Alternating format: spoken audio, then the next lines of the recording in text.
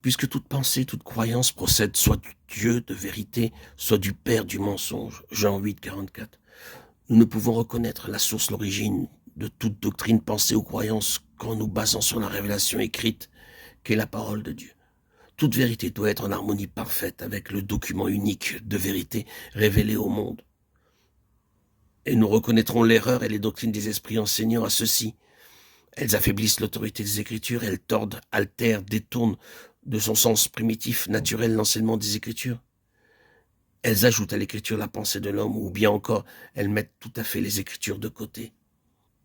Le but poursuivi par l'ennemi, c'est de cacher, de fausser, de diminuer, ou même de faire rejeter entièrement ce que dit la Bible de la croix du Calvaire, où il fut vaincu et où le Christ reconquit la liberté pour les captifs, tous ceux qui gardaient en esclavage.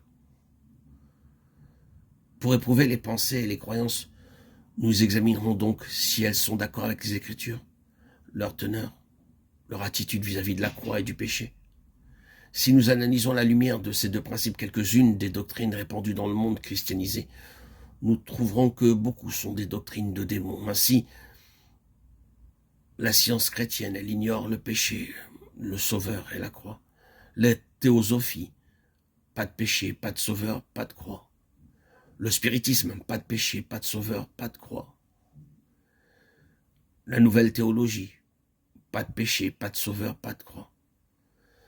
Dans le monde païen, nous classons sous cette même rubrique les doctrines de démons, le confucianisme, le bouddhisme, le mahométisme, où il n'y a pas de sauveur, pas de croix, une religion morale où l'homme doit être son propre sauveur.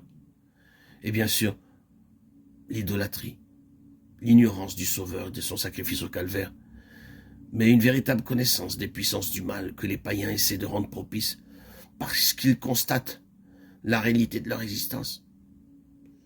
Dans l'Église chrétienne, des pensées, des croyances sans nombre s'opposent à la vérité. Elles sont insinuées dans l'entendement, suggérées aux chrétiens par les esprits enseignants.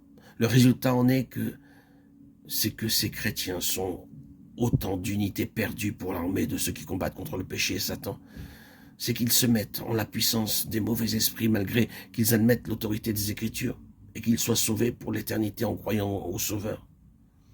Et en conséquence, toute pensée, toute croyance devrait être examinée et pesée à la lumière de la parole de Dieu, non pas seulement à la lumière de quelques versets isolés ou portions des Écritures, mais à la clarté des principes qui se dégagent de l'enseignement général de la Bible.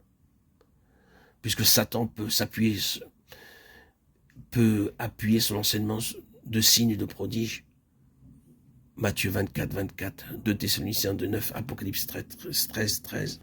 Le feu du ciel, la puissance et les signes ne sauraient établir qu'une doctrine et de Dieu, pas plus que la beauté d'une vie prouvée, l'orthodoxie d'une croyance. 2 Corinthiens 10, 13, 15.